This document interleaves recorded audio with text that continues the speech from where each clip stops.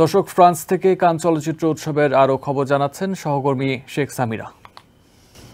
আমি এখন অবস্থান করছি পালেদো ফেস্টিভ্যাল ভবনের রেড কার্পেটের সামনে। ৭৭তম আন্তর্জাতিক চলচ্চিত্র উৎসবে এবার ২২টি ছবি পামদরের জন্য লড়াই করছে। তারই প্রথম একটি ছবি, তার নাম হচ্ছে ডায়মন্ড ওয়াইল্ড। সেই ছবির তারকারা আজ এখানে রেড কার্পেটে নিজেদের দ্রুতি ছড়িয়েছেন এবং এই ছবিটি আজ রাতে প্রদর্শিত হবে, প্রিমিয়ার অনুষ্ঠিত হবে এবং এই প্রিমিয়ারের পর আগামীকাল প্রেস কনফারেন্স হবে এবং এই ছবিটি কতটুকু দর্শক মনে সাড়া ফেলতে পেরেছে সেই বিষয়টি নিয়েই সংবাদ সম্মেলন অনুষ্ঠিত হবে।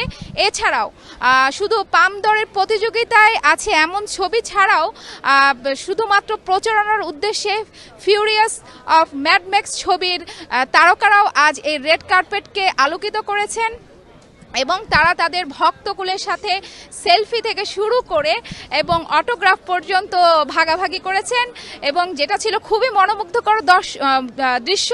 এখনও দেখতে পাচ্ছেন আশেপাশে অনেক মানুষ এই কানকে ঘিরে, আসলে সবারই মুগ্ধতার কমতি নেই এবং আজ রাতে furious of Saga mad max ছবিটি প্রচারিত হবে, প্রথম প্রদর্শন হবে এবং তারই প্রচারণা স্বরূপ তারা এখানে এসেছিলেন। এছাড়াও মার্কিন পপ তারকা লেডি গাগা এই রেড কার্পেটকে আলোকিত করেছেন, যা সত্যি ছিল আশ্চর্য অভূতপূর্ব একটি মুহূর্ত। এখন পর্যন্ত এটি ছিল আমার কাছে প্রাপ্ত খবর। নিউ ইয়র্ক থেকে সম্প্রচারিত TVN 24 টেলিভিশন বিশ্বজুড়ে বাঙালির কণ্ঠস্বর।